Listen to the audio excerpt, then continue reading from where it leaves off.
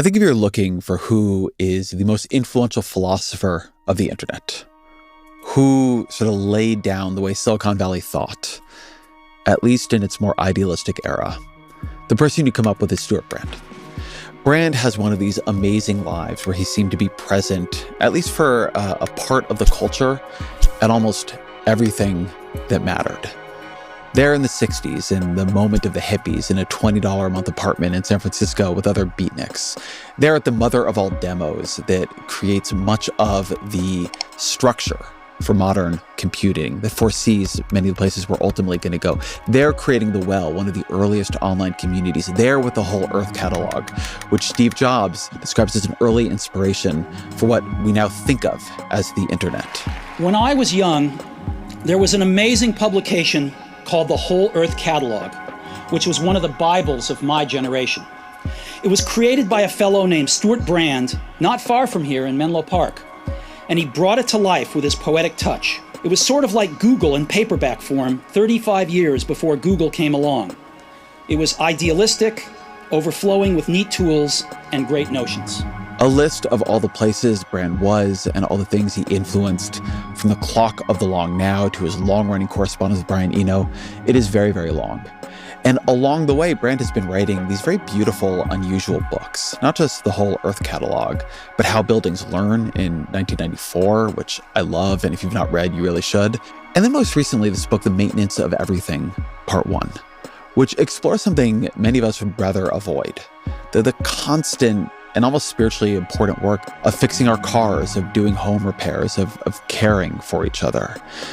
Brand makes maintenance sound philosophically potent, even beautiful. And one thing I think is interesting about this book at this moment, to be written by somebody with the weight of Brand, is that it points towards maybe a different way of thinking about technology. It points towards maybe a different ethos on which Silicon Valley, with its great man of history, conquerors of the world, dimensions now, can maybe move towards. Something a little bit more humble, something a little bit more rooted in the natural relationship we all have to each other and that we all have to aging and to loss. So I want to have Brand on to talk to him about that and so much else that he's seen and thought over the years. As always, my email, ezrakleinshow@nytimes.com.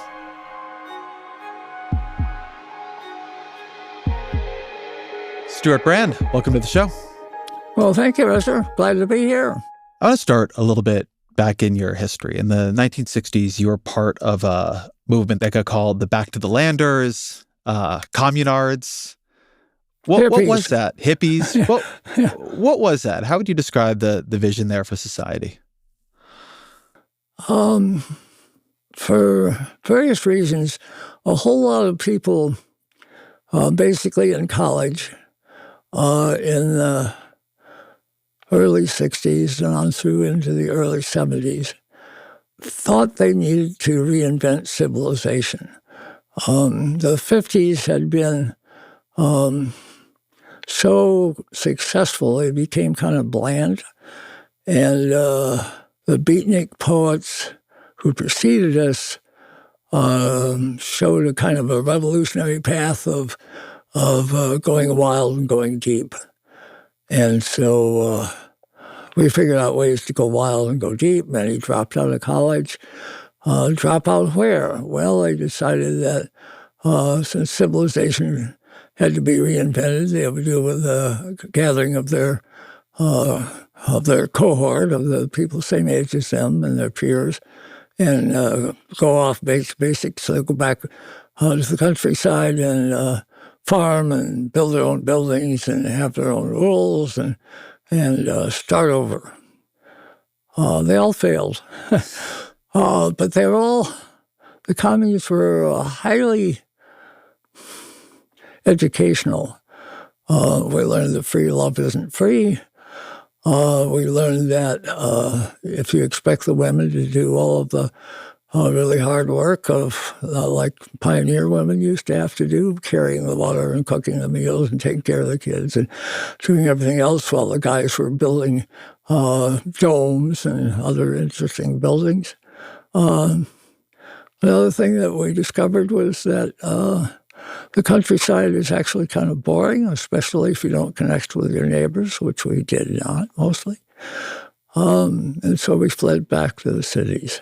Some of us figured out how to do too many drugs, and some of the rest of us noticed that and didn't do that. But it was a wonderfully fearless time.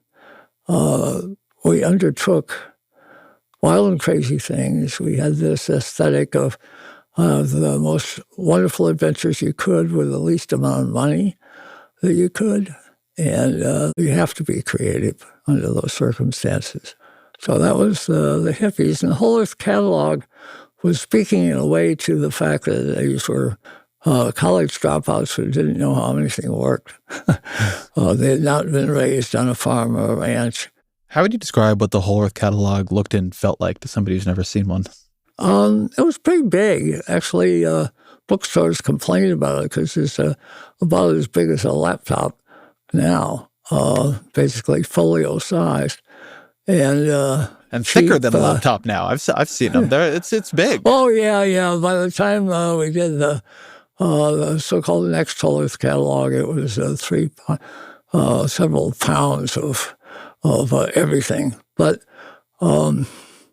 Steve Jobs in his famous commencement speech said it was like Google decades before Google came along. The Whole Earth Catalog had all those books. How to be a beekeeper, how to grow sheep, how to weave, and do all of how to make candles. We're actually candle tipping. So that was what the Whole Earth Catalog was. And it turned out what it really did is what YouTube does now. It conferred agency. It was a whole bunch of half-open doors that you could peek through into a world of, you can make a guitar. And some people thought, well, if I can make a guitar, there's this book on how to do it, I'll just do it. And then that turned out to be a whole life for them. You mentioned that among the communards, some of them did too many drugs. I've always wondered if this story about you is true, that the reason we have NASA's picture of the whole Earth came from you doing psychedelics on a roof one day. Yeah, I was in San Francisco and kind of bored. And one of the things you did with boredom at that time was drop some acid and see what happens. It was kind of minor doses, about 100 micrograms. I went up on the roof of the $20 a month place that I lived in North Beach. And $20 a month in North Beach. Yeah. Wow. Yeah, okay, that's already hard to believe, but it was true. And somehow it's easier to believe that you got NASA to take a picture of the Earth and that anything in North Beach ever cost $20. Well, it turns out I didn't really get NASA to do that. We've been in space for 10 years at that point, we in the Soviet Union. And the cameras had always been looking outward or at pieces of the Earth, but they could have been looking back to see the Earth as a whole. And I was pretty sure that would change everything. I wound up starting a campaign. There was a button that said, "Why haven't we seen a photograph of the whole Earth yet?" And I know it got looked at by a lot of people at NASA and in Congress and so on. I got to know some of the astronauts like Rusty Schweickart. So when they took photographs, it came just a year or two later after my campaign.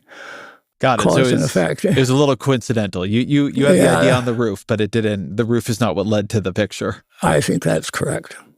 But it led to understanding the picture, I think, for a lot of people. That metaphor of the camera pointing outward as opposed to inward at what we don't yet have as opposed to what we do have, that actually feels like a nice metaphor for maintenance. And I hear this in the Whole Earth Catalog too, that in a way it feels like a lot of your career and thinking has been building up to it, building up to this topic, that the Whole Earth Catalog was also a manual for maintaining your life, for maintaining the things you had. Let's begin with the most basic question. What is maintenance? It's to keep things going. I'm a biologist by training, and so you find that everything alive spends a lot of its time basically maintaining being alive, even to the extent of reaching outside itself. So you're not just eating. If you're a beaver, you're busy cutting down trees to maintain your dam, which is what protects your lodge. Most plants spend a lot of time basically helping the soil around them do things that work well for the plant.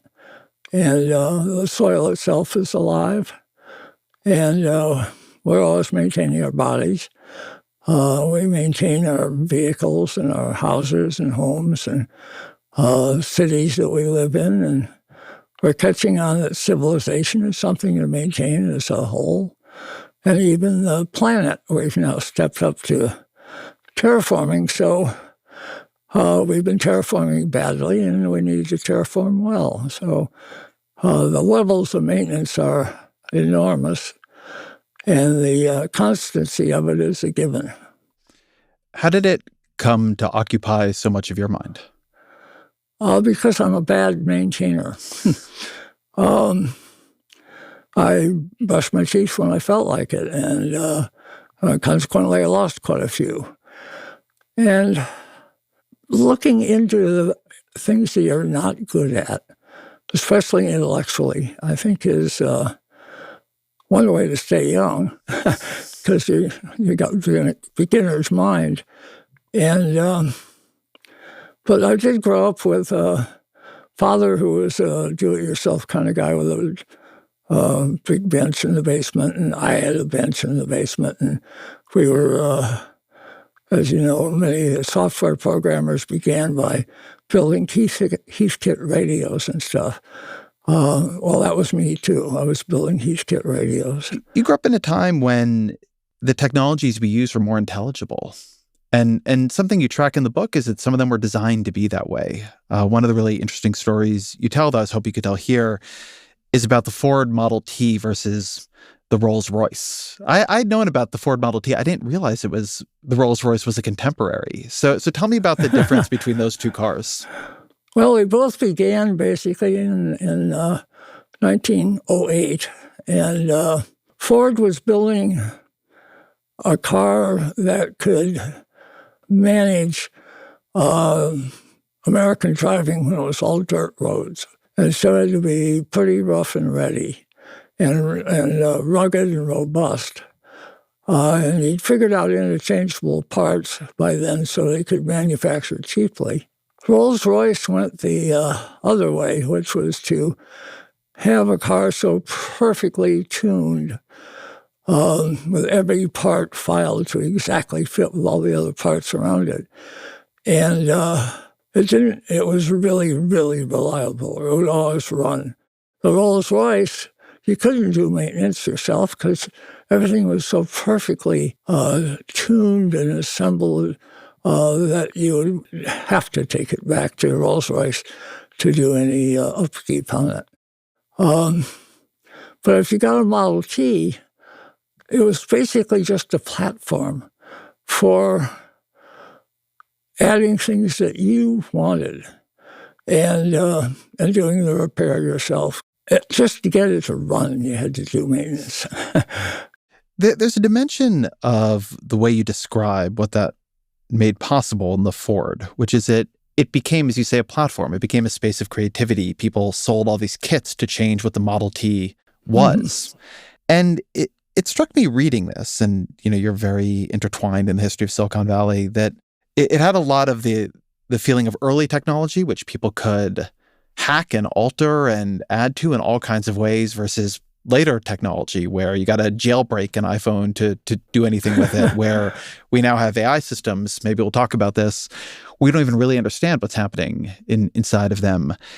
And so there is this tension between the builder hacker ethos that was so present, in other technological eras, but also the, earlier periods of the web and personal computers, versus, where a lot of these systems and companies have gone. You describe maintenance as an ethos, but it's also, I think, a question of what we are capable of doing, both somewhat legally and technically with our technologies, which makes it also a decision made by the companies. How do you think about that? Well, I'm just working up on writing about the right to repair issues going on now. There's a question of ownership. Ownership, I think, is it's not just a question of having paid for and having legal possession of something. It's actually possessing the knowledge of what it's really about, how it functions, how to look for problems, how to diagnose problems when they come up, how to fix it.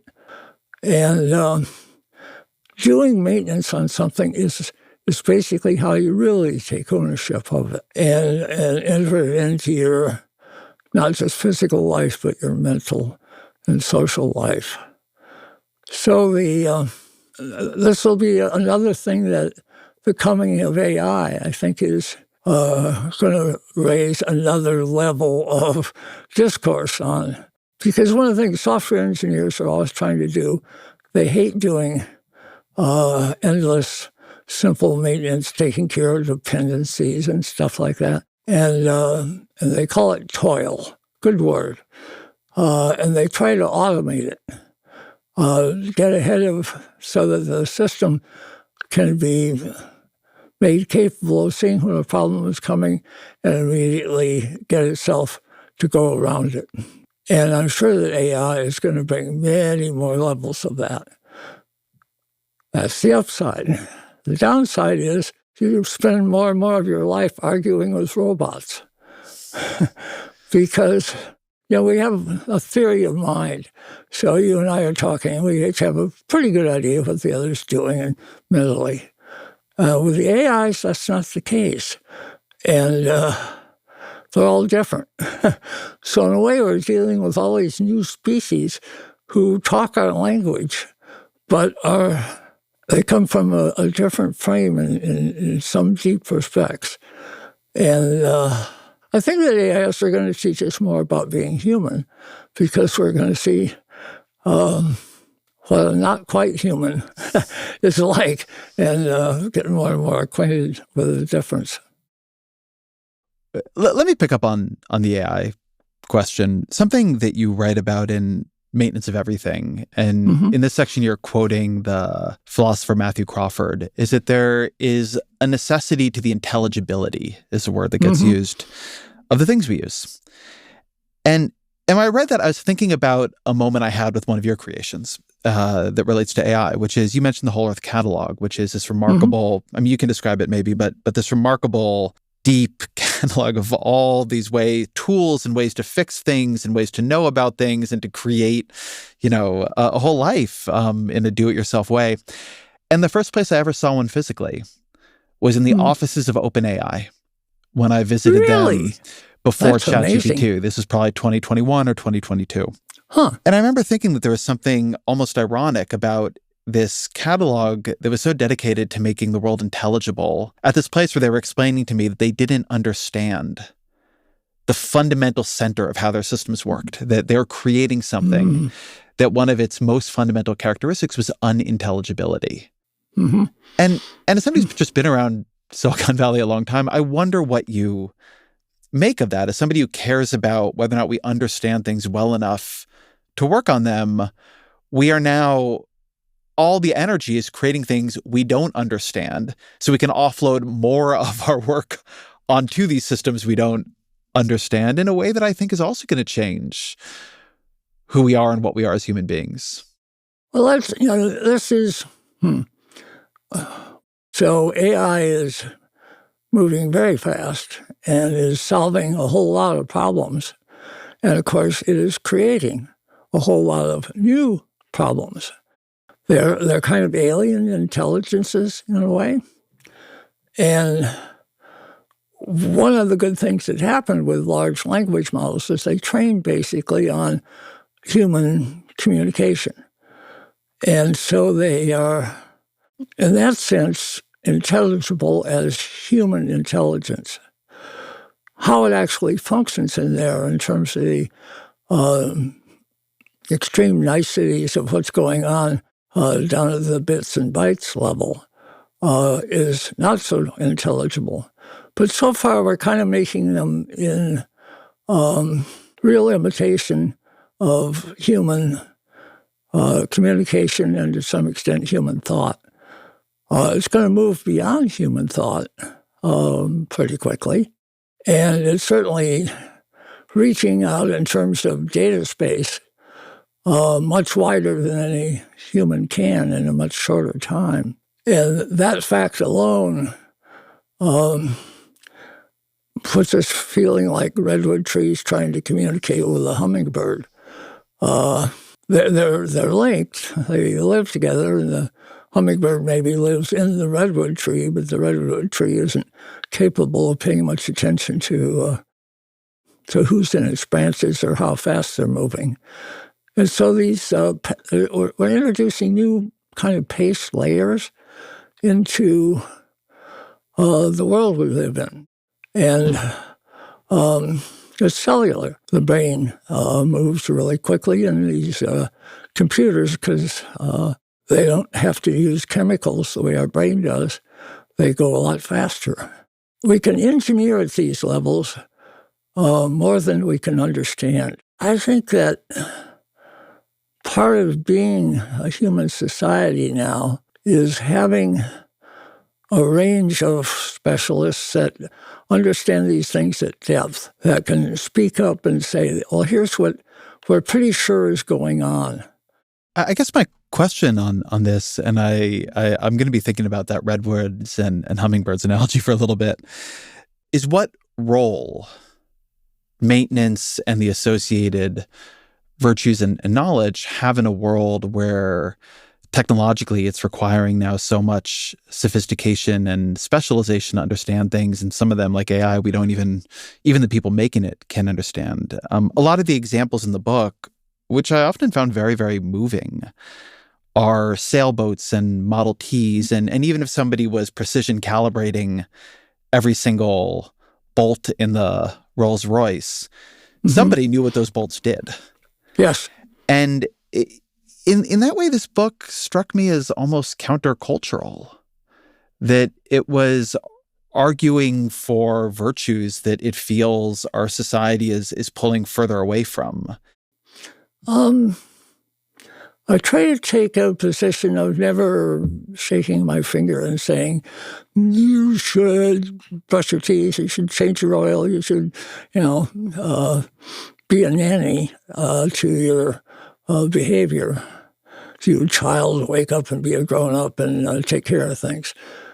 Well, a lot of it is quite reasonable. Because of the precision that goes into manufacturing now, most things work pretty damn well most of the time. And so when they don't, it comes as a surprise.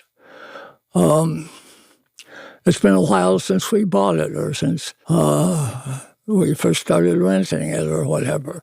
And suddenly there's a problem, and oh dear. People who do maintenance for a living obviously do not have that frame of mind. It's, it's broken. Let's see, this is this familiar thing. Great, I can fix that right now. Oh, I don't have the part for that. Well, I'll go online and get the part. Online access to information and parts is just astounding now. So all kinds of things that, and that's, I think, the great solution for people that'll have a problem with something they've owned for 3 or 4 years. And it came with a manual, but they've misplaced that for sure. Well, it turns out they go online, and here comes some recommendations for some videos for exactly your problem and exactly your make and model and year of the device that you're having trouble with. Actually, there's 4 different versions of the issue you have and 4 different solutions to doing it. One notably better than the other, and you follow that, and then the thing is fixed. And you're all powerful. You've totally taken agency, and that particular device is now more legible to you. YouTube has replaced manuals. It's replaced the whole Earth catalog in terms of conferring agency on anybody to learn anything or fix anything. So it's mostly a happy story. But you've got to go online to get the aggregate wisdom of humanity on the case. You've lived on a tugboat for 40 years? Yeah. That must require a fair amount of maintenance. Well, especially if the tugboat is made of wood and built in 1912, which ours was. Yeah, boats are always suicidal. They're always trying to sink themselves. And especially wooden boats. Wooden boats don't usually last more than a century. Ours has, because of a whole lot of maintenance. But boats are so lovable. We call them she. They are all that stands between us and the wide, dark sea trying to kill us. They're like a motorcycle in that respect. They're kind of hazardous. And so relying on them is an intimate process. So maintaining a boat has an endearingness quality to it that is attractive. What is not attractive is the amount of it and the cost of it and the specializedness of the work that has to be done.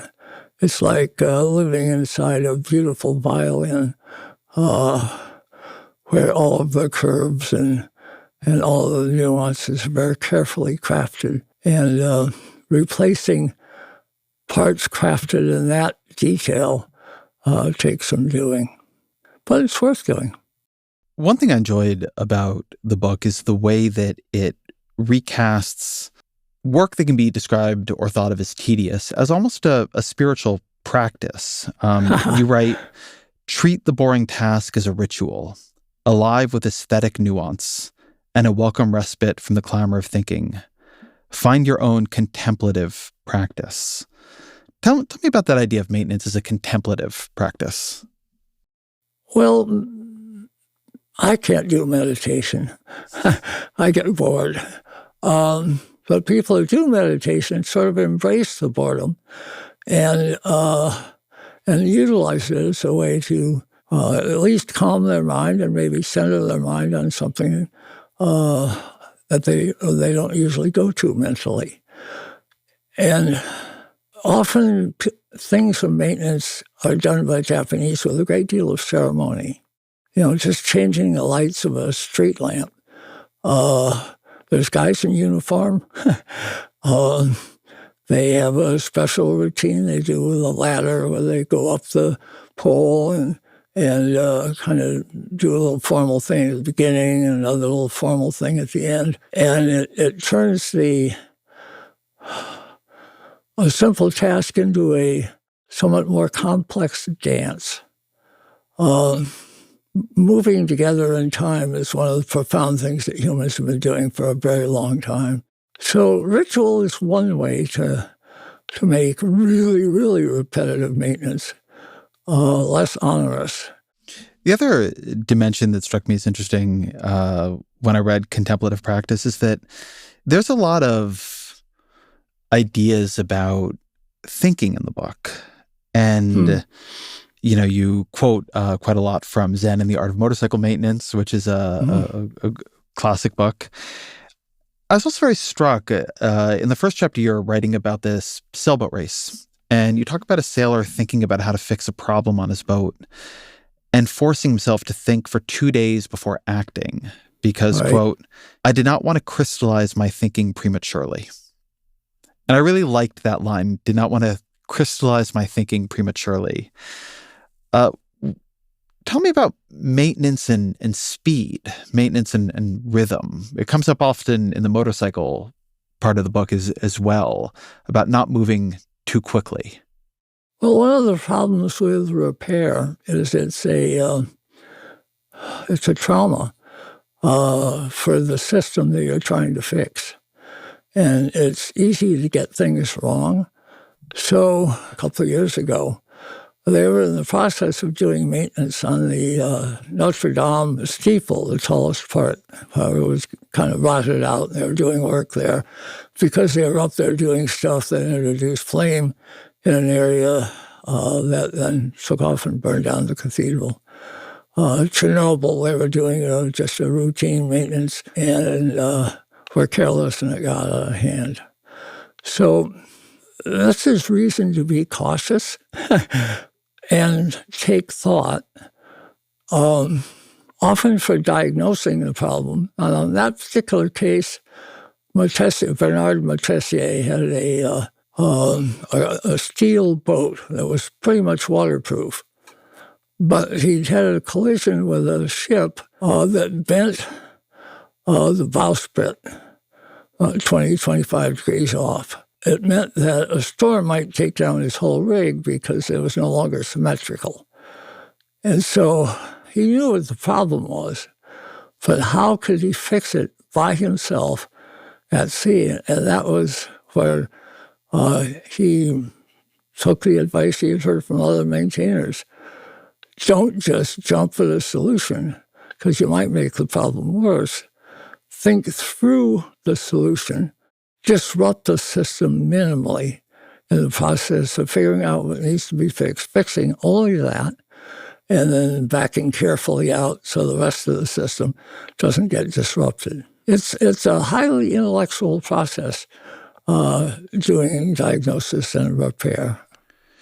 And so there are dimensions of it that are highly intellectual. And then, as you said at the beginning, it's what, living things are doing all the time. One thought I had while reading the book was that maintenance is what we call care when it is applied to things as opposed to people. And a lot of the book felt, I was thinking, where do I do the most maintenance in my life? Aside from on my own body, brushing my teeth and, showering, but I have kids. And the act of parenting is... it's ongoing maintenance among many other things. Yeah. And, there's been a lot of work and thinking on care work in recent years. And I was curious about how those connections existed in your mind as you wrote the book. How do you think about the relationship between maintenance and just interpersonal care? Well, I wound up, basically, most of the book is chapter 2, vehicles. And the vehicle, the land vehicle that humans have used for 6,000 years is a horse. And the horse takes a lot of maintenance. I think I'll read something here from the book, if I may. There's this philosopher named Albert Borgman who wrote, "You cannot remain unmoved by the gentleness and conformation of a well-bred and well-trained horse, more than 1,000 pounds of big-boned, well-muscled animal, slick of coat and sweet of smell, obedient and mannerly, and yet forever a menace with its innocent power and ineradicable inclination to seek refuge in flight, and always a burden with its need to be fed and wormed and shod, with its liability to cuts and infections, to lambing and heaves. But when it greets you with a nicker, nuzzles your chest, and regards you with a large and liquid eye, the question of where you want to be and what you want to do has been answered." And then I end with, I wonder if that might come again someday, a vehicle that can care back. Tell me what you make of that. Your children care back. That makes maintaining them completely different than maintaining your vehicles. I think this is one of the things we may ask our AIs to do for us, is give us things that care back in some sense. Now the question is, are they faking it or do they mean it? And maybe part of the design will be that they do mean it. There is somebody there caring. You've been around Silicon Valley a long time. We've mentioned the Whole Earth Catalog. You were involved in sort of early versions of the World Wide Web. Personal computer. And there was a lot of idealism in all of that. When you look around, which of your hopes feel like they were borne out? Which of the hopes feel like they ended up corrupted or something that, you look on with more skepticism now? Well, it's a classic case of David Deutsch's line about, you solve certain problems and other problems emerge. The problems that we thought were being solved in terms of especially communication, that understanding that computers were communication devices. And isn't it amazing that we all still use email, which was one of the first things basically invented for the microcomputers, as they were called then. And we still do the same way now. Lots of other stuff has been added on. And the social systems have connected lots and lots of people in really profound ways. And lots of the things available through the internet, from Wikipedia to the Internet Archive to iFixit to YouTube. So in that sense, it's really surpassed the dreams that we had.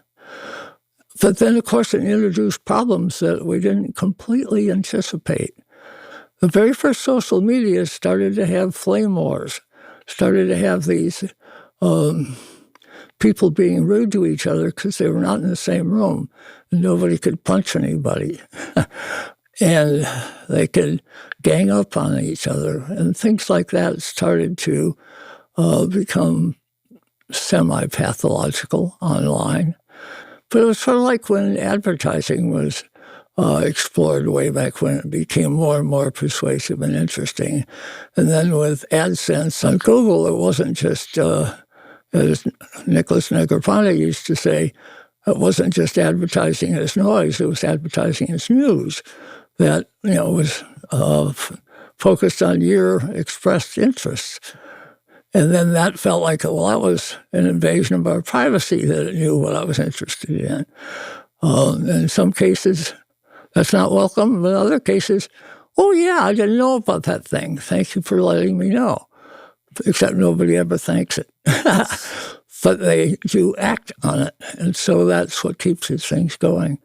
So, yeah, these problems keep coming up, and they keep getting solved partially, or other stuff comes along that is replaces that whole domain, but it has problems. That's the nature of life. It's something you said a second ago, that we act upon it. I have the feeling more and more when I am online, on social media, on YouTube, on TikTok, that I am being acted upon.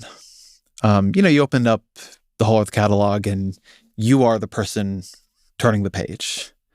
You are the actor deciding whether or not to have your eyes stop on a certain box and read into that box.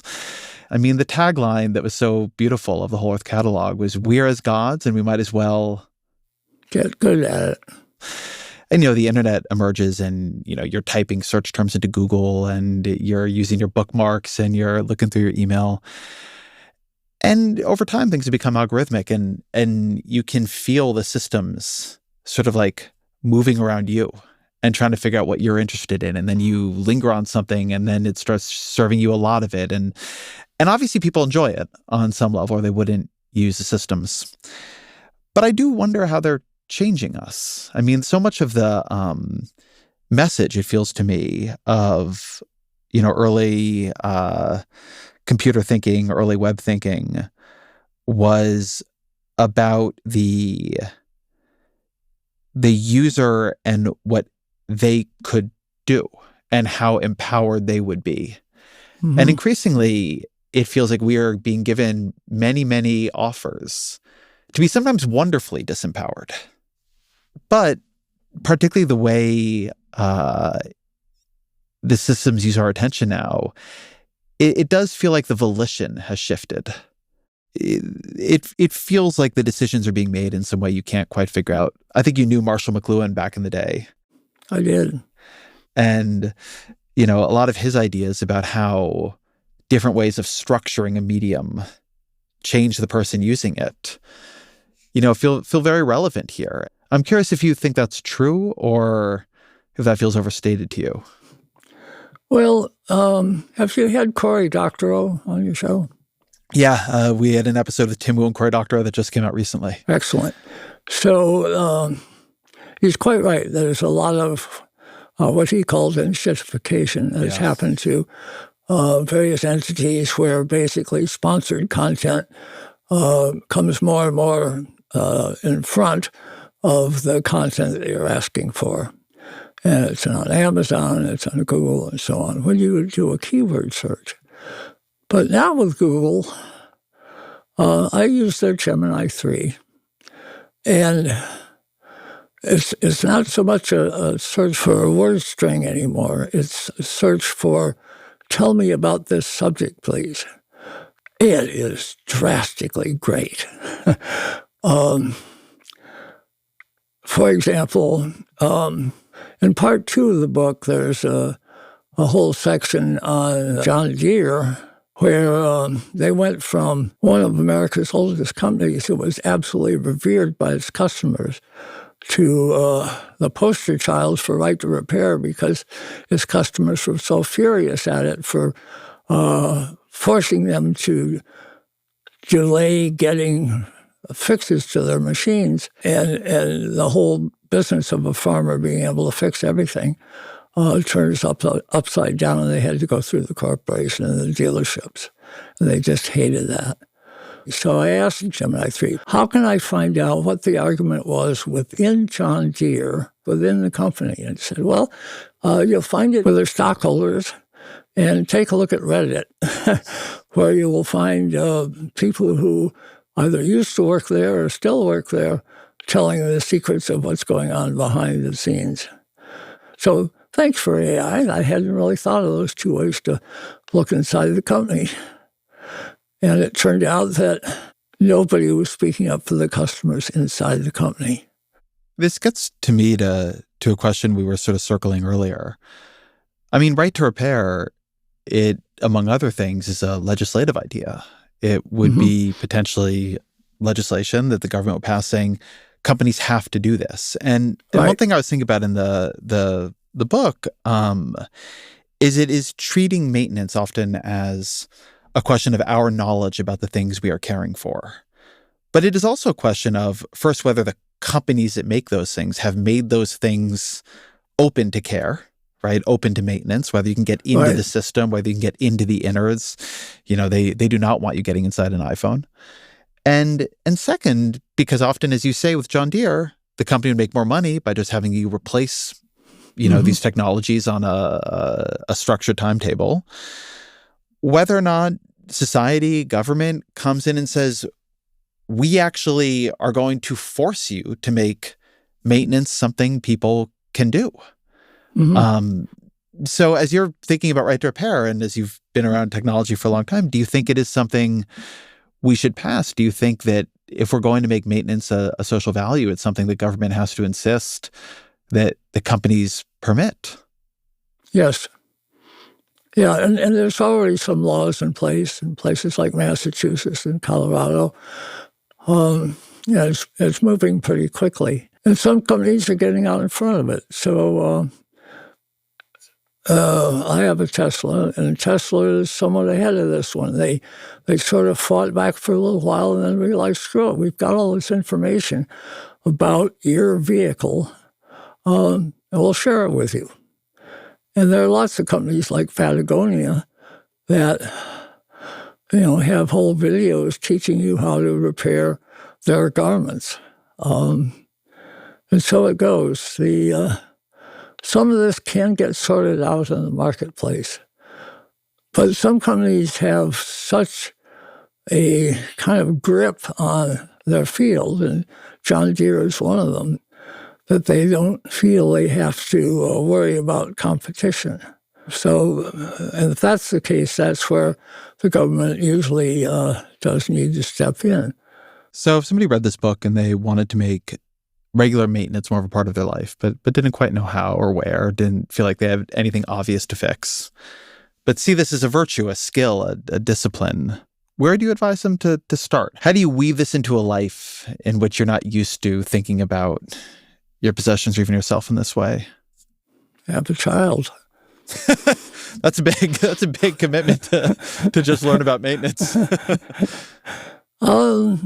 Yeah, because part of this is this I-thou stuff that Martin Buber used to talk about. Having a relationship with your stuff that feels like the relationship you have with a child or with a pet. Let it become shiny with use. With tools, the rule is get the best tools you can. If you use them all the time, get the best you can. Because then your sort of respect for the tool plays out in the care that you give to it. And honoring the process of taking care of things in yourself and in others. Sometimes maintenance tasks are seen as, of a caste level difference. Who cleans the toilets? Who takes care of the dead things? And so many maintenance tasks are not only low status, they're low paid. That doesn't need to be the case. And people don't notice the really good maintainers from the so-so maintainers because they're not paying attention. Well, the really good maintainers are worth paying attention to the point that they do get recognized, they do get paid.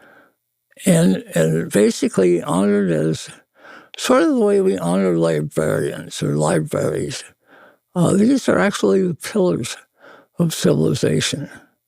The folk singer Pete Seeger said, you should consider that an essential art of civilization is maintenance.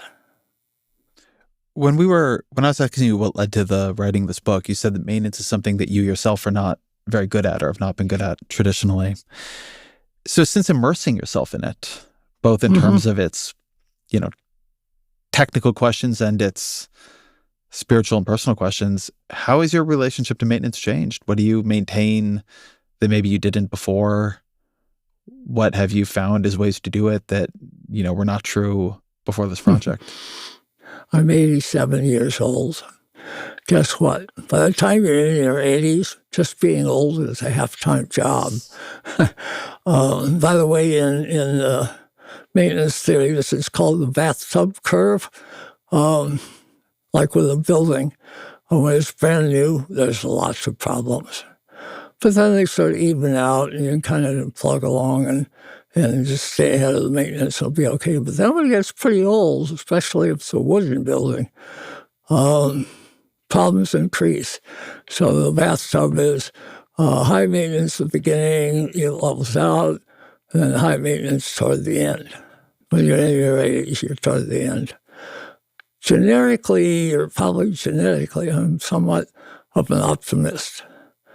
And that's fatal for maintainers. Maintainers are realists, and they're pessimists. They're always looking for what could go wrong and how can I get ahead of that.